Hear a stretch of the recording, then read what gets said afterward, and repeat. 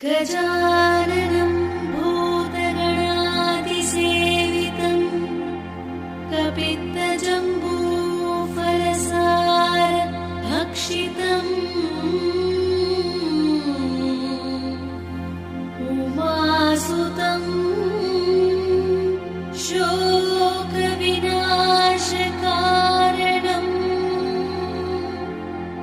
नमामि विघ्नेश्वर पादपङ्कजम्।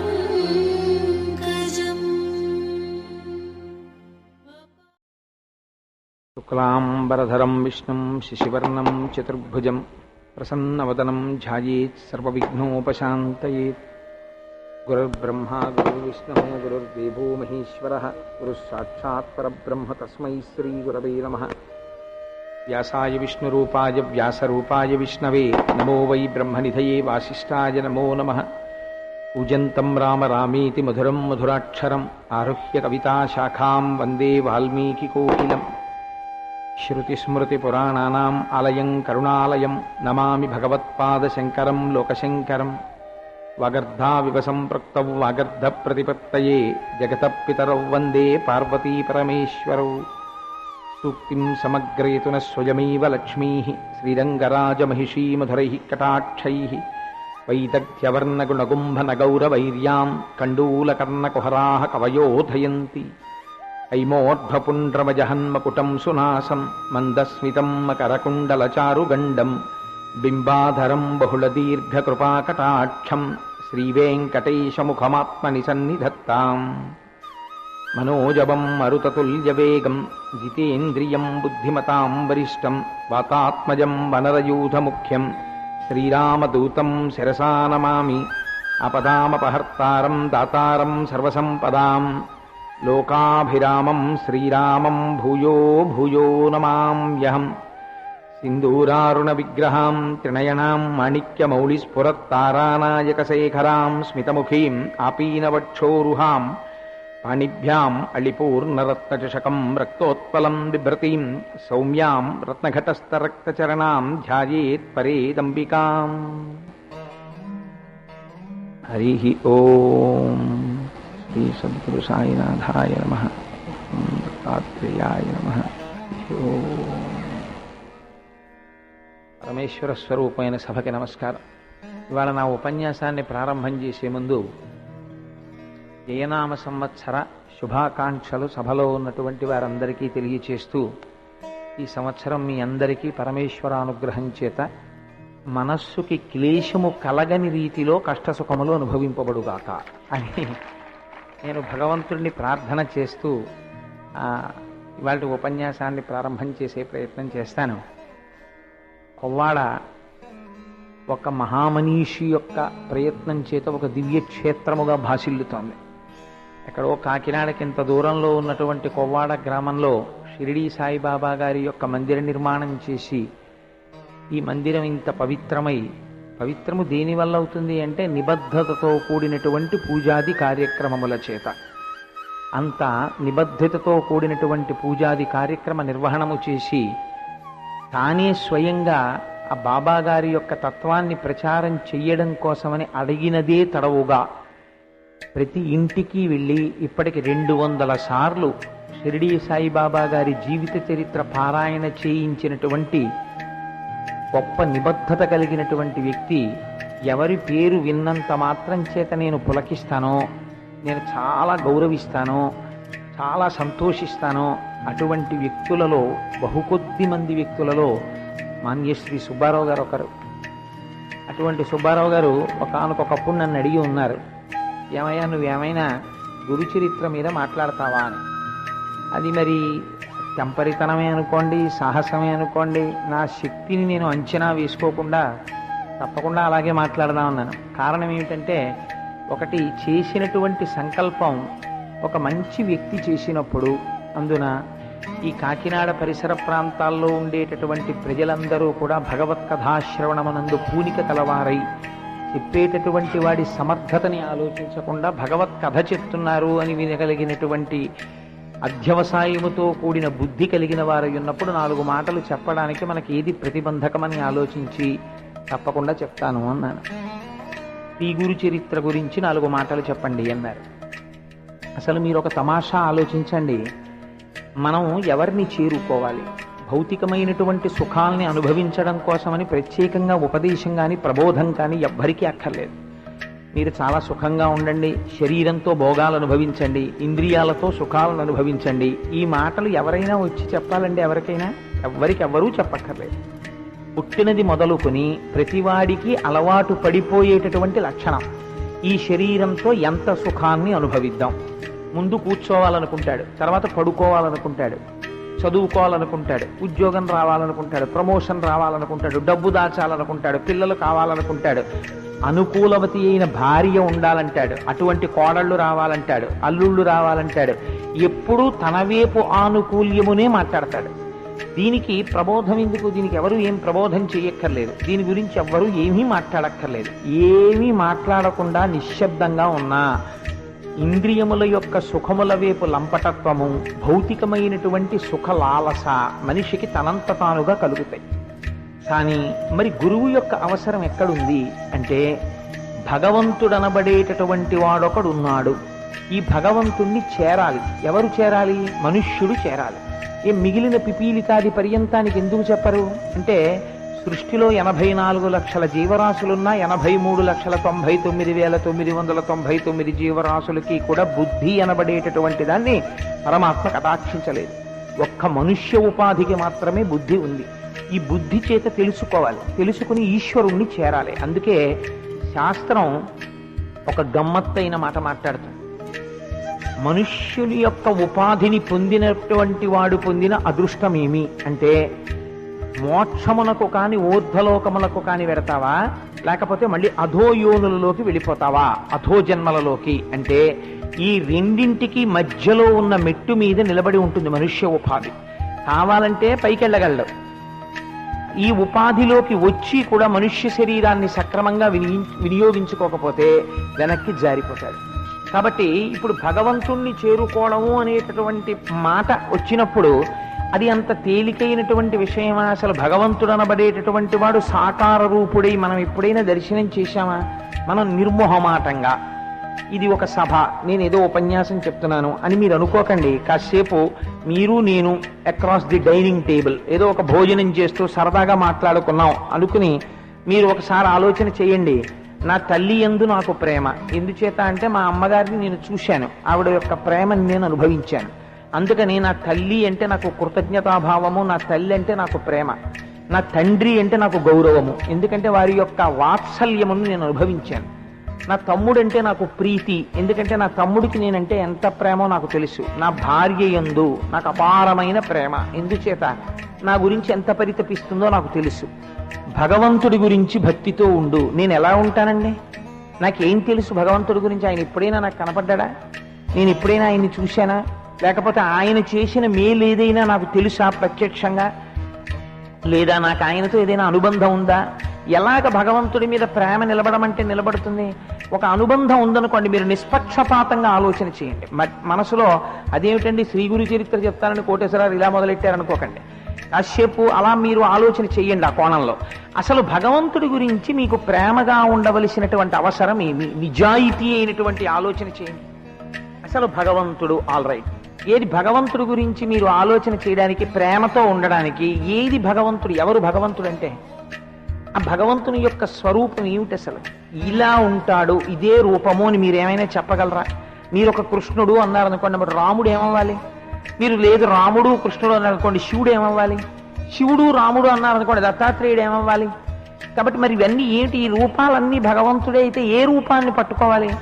లేకపోతే ఒక రూపాన్ని పట్టుకుని పూజ చేస్తే అన్ని రూపాలకి పూజ జరిగినట్టు అయిపోతుందా? అసలు భగవంతుడితో మనకి అనుబంధం ఎందుకు కలగాలి? మనకి ఎలా ప్రేమ కలుగుతుంది భగవంతుడి మీద? ఇది భగవంతుడే వచ్చి మాట్లాడితే తప్ప మనకు ఎలా అర్థం అవుతుంది? కాబట్టి అసలు రహస్యం ఎక్కడుందంటే, భగవంతుణ్ణి చేరుకోవడం అనేటటువంటిది చెప్పినంత తేలిక కాదు. ఎందుచేత అంటే, మనస్సుకి ఆలంబనము దొరకదు. నువ్వు చాలా భక్తితో ఉండు అని చెప్పడం తేలిక. భక్తితో ఉండడానికి అయావడు మీకు ఇంత ఉపకారం చేశాడండి అన్నారనుకోండి, మీకు ఆయన పట్ల భక్తి ఉంటుంది. ఆయన ఉపకారం చేశాడండి అని చెప్పడానికి భగవంతుడు మీకేం ఉపకారం చేశాడో మీకు ఎవరు చెప్తారు వచ్చి? కాబట్టి ఇప్పుడు భగవంతుడు చేసిన ఉపకారం ఏమిటో, మీరు భగవంతుణ్ణి ఎందుకు చేరుకోవాలో, అసలు మీరే భగవంతుడో కాదో ఈ విషయాల్ని సమగ్రముగా చెప్పడంలో తత్తరపాటు లేకుండా ముందు తాను బాగా తెలుసుకున్న దాన్ని సాధికారికముగా అవతల వారికి అయోమయానికి గురి కాకుండా గహనమైన విషయాన్ని చాలా తేలికగా అవతల వారికి అర్థమయ్యేటటువంటి రీతిలో అవతల వారి స్థాయికి దిగి కిందకి వచ్చి మాట్లాడగలిగిన సమర్థుడై దాని వలన అవతల వారితో తనకి లంపటము కలగకుండా తాను అతీతముగా ఉండి వారికి బోధ చేసి తన స్వస్థతి యందు తాను నిలబడగలిగినటువంటి ఒక మహాపురుషుడి యొక్క అవసరం ఉంది జాతికి. అప్పుడు గురువు కావాలి. ఈ గురువు ఎక్కడి నుంచి రావాలి? గురువు అన్నవాడు భగవంతుడి కన్నా భిన్నంగా ఎక్కడి నుంచో రావడానికి వీల్లేదు. సమస్త సృష్టి భగవత్ స్వరూపం అయినప్పుడు గురువు ఎక్కడి నుంచి వస్తారండి? గురువు కూడా భగవంతుడిలోంచే రావాలి. భగవంతుడిలోంచి రావాలి, లేదా భగవంతుడే రావాలి గురువుగా తప్ప వేరొకడెవరో గురువుగా వస్తాను, నేను భగవంతుడు కాదండి, నేను గురువునంతే, నేను మిమ్మల్ని భగవంతుడితో చేరుస్తాను అని పైకి చెప్తాడంతేనా, కానీ యథార్థమునకు ఆయనే భగవంతుడు గురువు అంటే. అందుకని ఇప్పుడు భగవంతుడితో చేర్చడానికి, భగవంతుడి గురించి మీకు చెప్పడానికి మీరెలా ఉంటారో అలాగే తను కూడా కరచరణాదులతో కదలేటటువంటి వాడే అయి ఉండాలి. మీకు ఎలా కాళ్ళు చేతులు ఉంటాయో ఆయనకు అలా కాళ్ళు చేతులు ఉండాలి. మీరు ఎలా తింటారో ఆయన అలా తినాలి. మీరు ఎలా పడుకుంటారో ఆయన అలా పడుకోవాలి. కానీ నడువడి చేత, జ్ఞానము చేత చాలా గొప్ప స్థితిని పొంది నిరంతరము భగవంతుడితో అనుసంధానము చేసుకోగలిగిన శక్తి కలిగిన వాడై ఉండాలి. అటువంటి వాడు మాత్రమే భగవంతుడి గురించి చెప్పగలడు. కాబట్టి ఇప్పుడు అటువంటి స్వరూపాన్ని ఏమని పిలవాలి అంటే గురువు అని పిలవాలి అంది శాస్త్రం. ఆ గురువు అన్న మాటకి మీరు ఒకటి ఆలోచన చేయండి, అది నామవాచకమా? గురువు అంటే, గురువు అంటే ఎవరో ఒక పేరా అంటే కాదు. గురువు అంటే ఏమిటి అంటే గురుగీత చెప్పింది. గురుగీత పరమశివుడు పార్వతీదేవికి ఉపదేశం చేశాడు. ఉపదేశం చేసినప్పుడు ఆయన గురువుల యొక్క వైభవం గురించి అందులో మాట్లాడాడు. ఆయన అన్నారు, పార్వతి గురువు అన్న మాట ఎవరి పట్ల వాడతారో తెలుసా? గుకారశ్చంధకారస్తు రుకారస్తన్ నిరోధకృత్ అంధకార వినాశిత్వాత్ గురురుత్యభిధీయతే. ఎవరిని పడితే వారిని గురువు అన్న మాటని ప్రయోగం చేయకూడదు. ఎందుచేత అంటే సైకిల్లో ఎవరో గాలి కొట్టారనుకోండి, అయ్యా నేను కృతజ్ఞుడను అన్న మాట అంటే చాలు. అంతేకాని గురువు గారు మీరు చాలా బాగా గాలి కొట్టారని అనకూడదు. దానికి గురువు అన్న మాట వాడడానికి ఒక హద్దు ఉంటుంది, ఒక పరిమితి ఉంటుంది, ఒక దానికి కావలసినటువంటి స్థితి ఒకటి ఉంటుంది. అంతేకాని ఎవరిని పడితే వాళ్ళని పట్టుకుని గురువు గారు అన్న మాట వాడకూడదు. గు అంటే అంధకారం, రు అంటే తొలగించడం. ఏంటి అంధకారం తొలగించడం?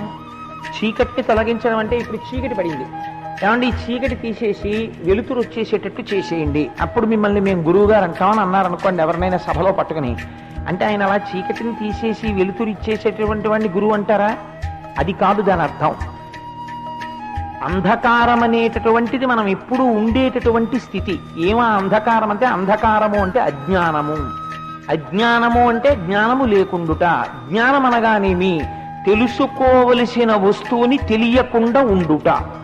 తెలియకుండా ఉండిపోయినటువంటి వస్తువుని తెలియచేసేటటువంటి వాడెవరో వాడికి గురువు అని పేరు. అందుకే గురువుని సాధారణంగా దేంతో పోలుస్తారో తెలుసా అండి?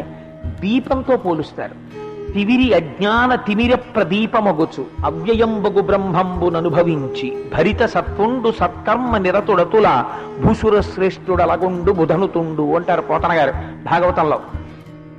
తివిరి అజ్ఞాన తిమిర ప్రదీపమగుచు, అజ్ఞానమనేటటువంటి చీకటిని తొలగతోస్తాడు గురువు.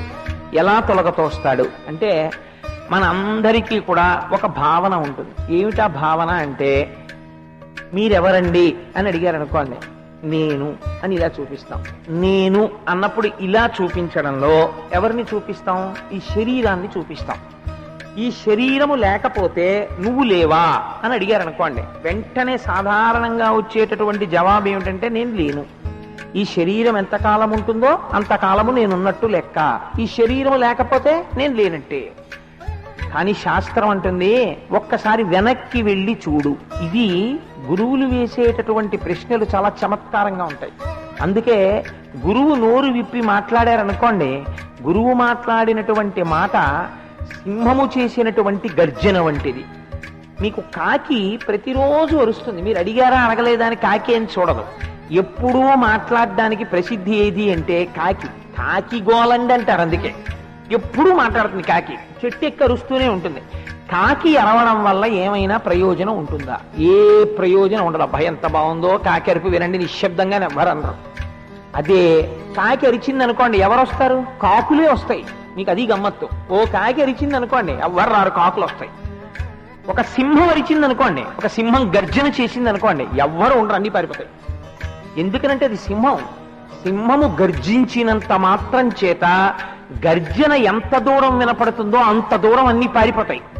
గురువు అనబడేటటువంటి వాడు నోరు విప్పి మాట్లాడితే కొన్ని కోట్ల జన్మల నుంచి వెంట తరుగుతున్నటువంటి అజ్ఞానం అనేటటువంటి చీకటి విచ్చిపోతుంది. అందుకే అనేక జన్మ సంప్రాప్త కర్మబంధ విదాహినే జ్ఞానానల ప్రభావేన తస్మై శ్రీ గురవే నమః అన్నారు గురుగీతలో. అది ఎలా ఉంటుంది అంటే, ఏది యథార్థమో ఆ యథార్థమును తెలియనీయకుండా దాచిపెడుతుంది. దాన్ని అజ్ఞానం అంటారు. ఇప్పుడు చీకటి ఏం చేస్తుందండి? చీకటి వ్యాపకత్వం కమ్ముకుంటుంది. మీకు ఉన్న వస్తువులు ఏవి కూడా చీకటి పడినప్పుడు, సూర్యాస్తమయం అయిందనుకోండి, ఇంతకు ముందు ఇక్కడ ఏ స్టేజ్ ఉందో ఆ స్టేజే ఉంటుంది.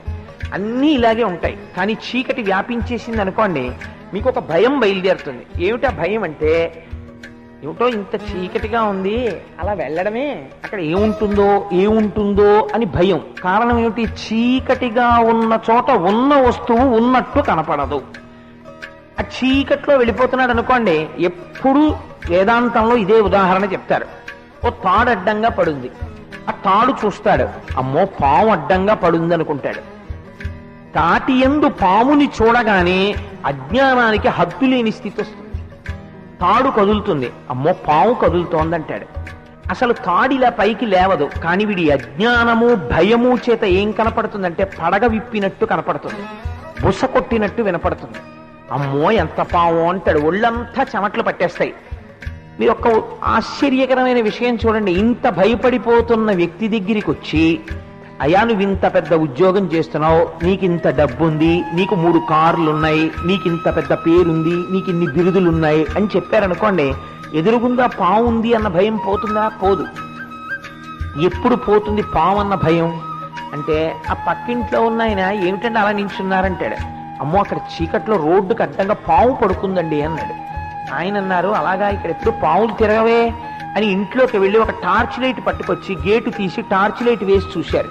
అది తాడు. ఇప్పుడు దీపం పడగానే మీకు సత్యము గోచరించింది. సత్యము గోచరించగానే ఇంతకు ముందున్న పాము ఏమైపోయింది? అదృశ్యమైపోయింది. పాము పోగానే పాముకి సంబంధించిన భయం ఏమైపోయింది? అదృశ్యమైపోయింది. పాముకి సంబంధించిన బుస ఏమైపోయింది? అదృశ్యమైపోయింది. పాము లేదు, ఉన్నది తాడే. ఈ సత్యము తెలియాలి. ఈ సత్యము తెలియాలంటే ఎలా తెలుస్తుంది? దీపం వల్లే తెలుస్తుంది. దీపం లేకుండా మీరు ఎన్ని పట్టుకొచ్చినా తెలియదు. దీపం ఉంటే తెలిసిపోతుంది. ఇది రజ్జు సర్పభ్రాంతి అంటారు. బ్రహ్మము కనపడదు, జగత్తు కనపడదు. ఈ జగత్తు కనపడుతున్నది సత్యం కాదురా, బ్రహ్మం సత్యం చెప్పాలి. ఎలా? ఎవరు చెప్పాలి? బ్రహ్మమును తెలుసుకున్నవాడు చెప్పాలి. అందుకని గురువు చెప్తాడు. ఆ గురువు చెప్తే అజ్ఞానం పోతుంది. అజ్ఞానమును పోగొట్టి జ్ఞానం అనేటటువంటి వెలుతురుని ప్రసరింపచేసి సత్యమును ఆవిష్కరించగలిగిన వాడెవరో ఆయనకి గురువు అని పేరు. అటువంటి గురువు భగవంతుడే గురువుగా రావడం ప్రారంభం చేశాడు. ఎక్కడ ప్రారంభం చేశాడు అన్నారు. అందుకే మీరు ఎప్పుడైనా చూడండి, పరంపరలు 2 ఉంటాయి.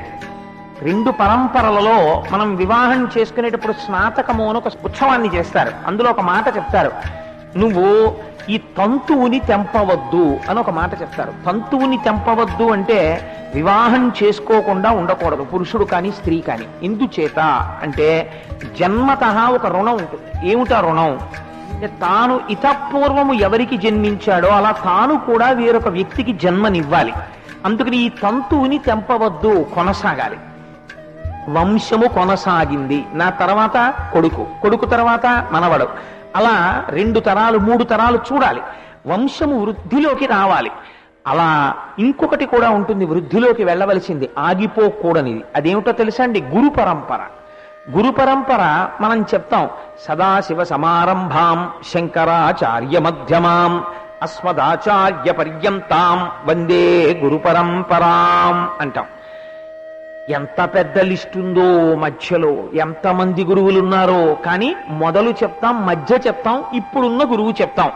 సదాశివ సమారంభాం, పరమశివుడే మొట్టమొదటి గురువు లోకమునకు దక్షిణామూర్తిగా.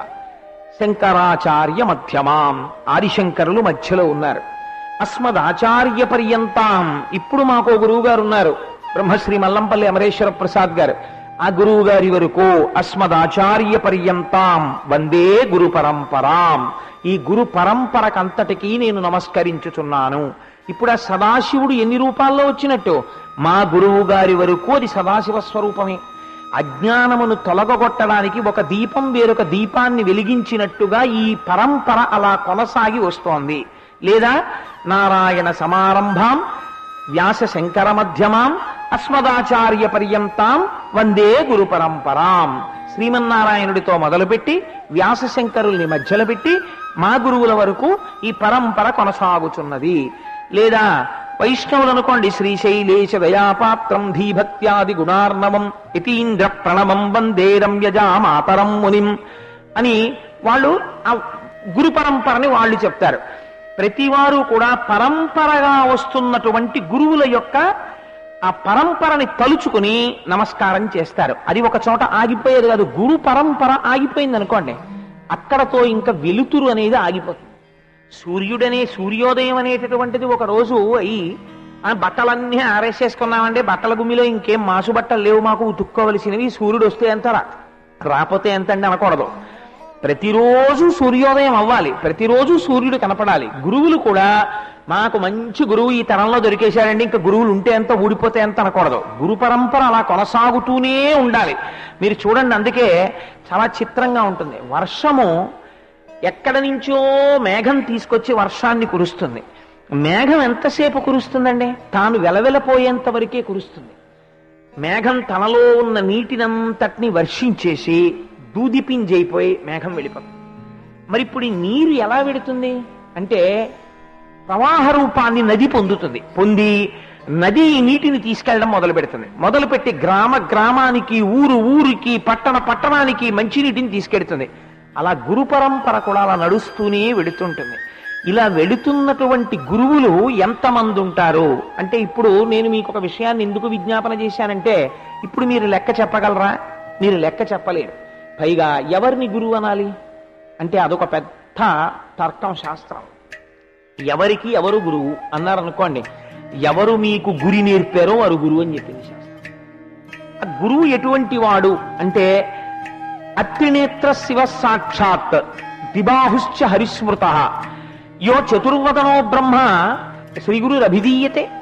ఆ గురువు మీ కంటి ఎదురుగుండా కనపడినప్పుడు 3 కన్నులతో కనపడనటువంటి పరమశివుడు, ఆయన 2 చేతులతో కనపడుతున్నటువంటి శ్రీ మహావిష్ణువు, 4 ముఖాలతో కాకుండా 1 ముఖంతో కనపడుతున్నటువంటి చతుర్ముఖ బ్రహ్మ. గురువు గారు ఎక్కడ నివాసం ఉంటారో ఆ నివాసం ఉన్నటువంటి ప్రాంతము కాశీక్షేత్రం అయిపోతుంది. అదొక గమ్మత్తు. మీకు శివమహాపురాణంలో ఒక మాట ఉంది. త్రివేణీ సంగమానికి వెళ్ళి స్నానం చేస్తుంటారు. త్రివేణీ సంగమ స్నాన ఫలితము దేనివల్ల ఎటువంటి ఫలితాన్ని ఇస్తుందో అటువంటి ఫలితాన్ని పొందాలంటే శివమహాపురాణం అంది, ఏ మహానుభావుడికి ప్రతిరోజు ఉదయం నిద్ర లేవగానే సంధ్యావందనం చేసి అభిషేకం చేసుకుని ఒంటి నిండా విభూతి పిండికట్లు పెట్టుకుని అభిషేకం అయిపోయిన తర్వాత అంతటా బ్రహ్మమును దర్శనం చేస్తూ పొంగిపోతూ పూజ గదిలోంచి బయటికి వస్తున్నాడో అటువంటి వాణ్ణి ఒక్కసారి కన్నులతో చూసిన వారెవరుంటారో అటువంటి వారికి త్రివేణీ సంగమ ఫలితాన్ని ఇచ్చేస్తున్నామన్నారు. ఇప్పుడు గురువు ఎవరు? కరచరణాదులతో కదిలి వస్తున్నటువంటి త్రివేణీ సంగమం. త్రివేణీ సంగమానికి మీరెళ్ళాలి. కానీ గురువు ఏమిటి? ప్రతి గడప ముందుకి వచ్చి నిలబడేటటువంటి త్రివేణీ సంగమం. ఆ గురువు కాలు పెట్టారనుకోండి మీ ఇంట్లోకి కాశీ వచ్చినట్టు, గురువు కాలు పెట్టారనుకోండి గంగానది మీ ఇంటికి వచ్చినట్టు. ఆ గురువు కొంత పదార్థాన్ని తిని విడిచిపెట్టాడు అనుకోండి, అది కాశీ విశ్వేశ్వరుడు తినగా మిగిలినటువంటి శేషమైనట్టు. కాబట్టి ఇప్పుడు ఏమైంది? ఆయన తిని విడిచిపెట్టినటువంటి పదార్థం అంటే విస్తట్లోనే విడిచిపెట్టక్కర్లేదు. మీ ఇంట్లో కొంత వంట చేశారు, ఇంటికి ఒక గురుస్వరూపం అతిథిగా వచ్చారు, వారికి మీరు భోజనాన్ని వడ్డించారు, వారు దేవతార్చన చేసి వెళ్ళిపోయారు. ఇప్పుడు వారు తినగా మిగిలినటువంటి పదార్థం ఏదైతే ఉందో దాన్నంతటినీ కూడా గురుశేషము అని పిలుస్తారు. ఆ గురుశేషము తినడం కోసమని పెడతారు, ఎందుకంటే అది మహత్తరమైనటువంటిది, సమస్త ఐశ్వర్యకారకము. అందుకే సాధారణంగా మన ఇంటికి ఎవరైనా మహాత్ములైనటువంటి వారు ఏదో కాస్త భిక్ష తీసుకోవడానికో పలహారం తీసుకోవడానికో వచ్చారనుకోండి, అప్పుడు వారిని ఒక్కరినే ఎప్పుడూ పిలవకూడదు. వారితో పాటుగా అటువంటి ప్రసాదమును పొందడానికి యోగ్యులైన వారు దాన్ని కేవలం అన్నం కింద చూడరు, ప్రసాదం కింద చూసే మర్యాద తెలుసున్న వారన్న వారిని కొంతమందిని పిలుస్తారు. పిలిచి అయ్యా మీరు కూడా వచ్చి ప్రసాదం తీసుకోండి అంటారు. ఆ గురువులు తినగా మిగిలిపోయిన పదార్థం ఉంటుంది వంటింట్లో, అది గురుశేషము అంటారు. అది తినడం వల్ల జ్ఞానము ప్రకాశిస్తుంది, బుద్ధి కలుగుతుంది, ఐశ్వర్యము కలుగుతుంది. కాబట్టి ఇప్పుడు గురువు ఎటువంటి వాడు అంటే ఆ గురువు సాక్షాత్తు విశ్వేశ్వరుడై ఉన్నాడు.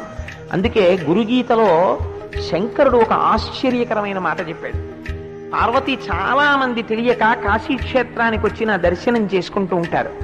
అసలు నిజంగా కాశీక్షేత్రం అనేటటువంటిది కేవలం ఉత్తర భారతదేశంలో ఉంది అని అనుకుంటారు. సత్యమే, నేను కాదంటలేదు. కానీ అసలు నిజమైన కాశీక్షేత్రాలన్నీ ఎక్కడున్నాయో నీకు తెలుసా అని అడిగాడు ఆయన. అడిగి ఒక చిత్రమైనటువంటి మాట చెప్పాడు. గురువు ఏ ప్రాంతమునందు నివాసం ఉంటున్నాడో ఆయన ఎక్కువగా నివాసం ఉన్న చోట తిరుగుతూ ఉంటాడు. ఆయన ఎక్కడ తిరుగుతున్నాడో ఆయన తిరిగినటువంటి ప్రాంతము హద్దులు ఉంటాయి. ఆయన ఏదో ఇక్కడి నుంచి ఇక్కడికి తప్పకుండా తిరుగుతాడు, ఆ ఇల్లు అక్కడ ఉంది కాబట్టి. అది వారణ అషి అన్న 2 ఒడ్ల మధ్యలో ఉన్నటువంటి కాశీ క్షేత్రం అయిపోతుంది. ఆ గురువు నివాసం ఉన్న చోట ఎవరెవరు నివాసం ఉంటున్నారో ఆయన తిరిగిన చోట వారందరికీ కాశీ పట్టణంలో నివాసం ఉన్న ఫలితం నేను ఇస్తున్నాను సుమా అన్నాడు. ఎంత చిత్రం చూడండి. ఒక్కొక్కసారి మనకి తెలియదు, ఒక్కొక్క మహాత్ముడు ఉన్నటువంటి చోట మనం ఉంటాం. మనం ఉన్నన్నాళ్ళు ఈశ్వరుడు ఏ ఫలితం వేస్తాడో తెలుసా అండి? మీరు కాశీ క్షేత్రంలో ఉన్న ఫలితం వేసేస్తాడు. గంగ ఎక్కడి నుంచి వస్తుందో తెలుసా? ఆయన అన్నారు, గురువు యొక్క చరణ తీర్థముందే గురువు గారి యొక్క కాళ్ళు కడిగినప్పుడు వచ్చినటువంటి నీరు సహజముగా గంగగా మారిపోతుంది. ఆ నీటిని తల మీద చల్లుకుంటే వాడు ఆ రోజున గంగా స్నానము చేసిన ఫలితాన్ని ఇచ్చేస్తాం. ఇంకా ఆశ్చర్యకరమైన విషయం చెప్పనా? నేను మాట్లాడను, దర్శనమిస్తానంతే. కానీ నేను మాట్లాడాలనుకున్నప్పుడు నిజంగా కాశీక్షేత్రంలో మాట్లాడితే అది సంచలనం అయిపోతుంది.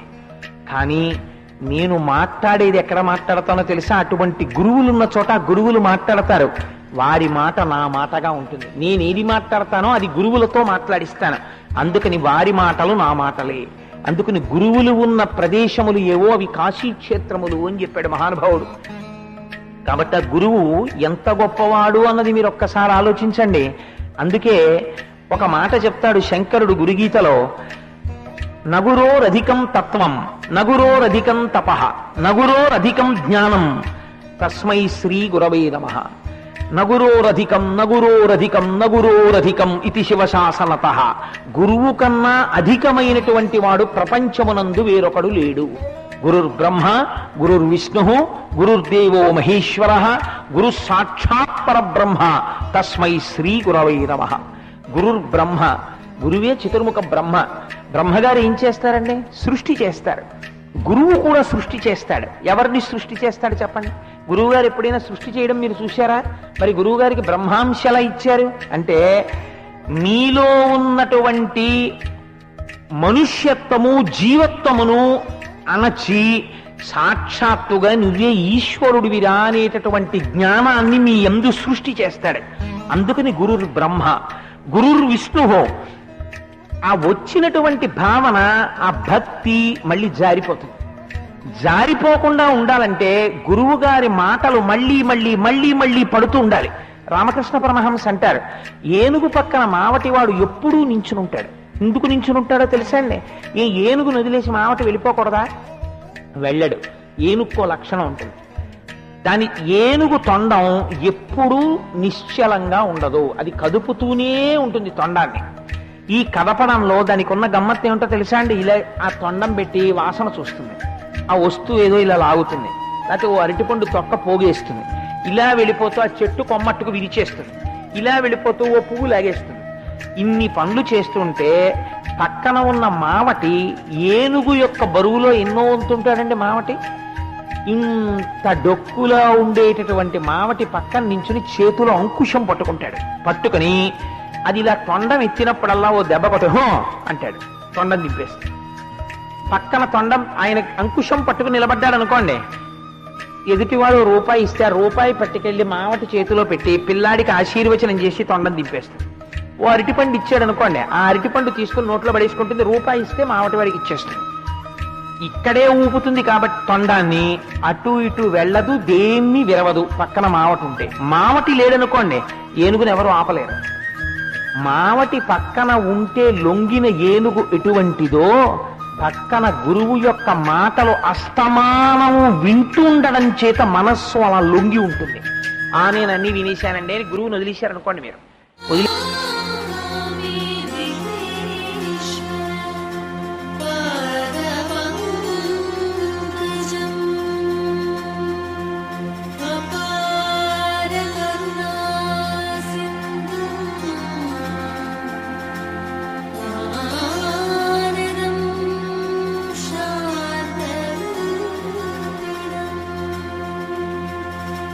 Shri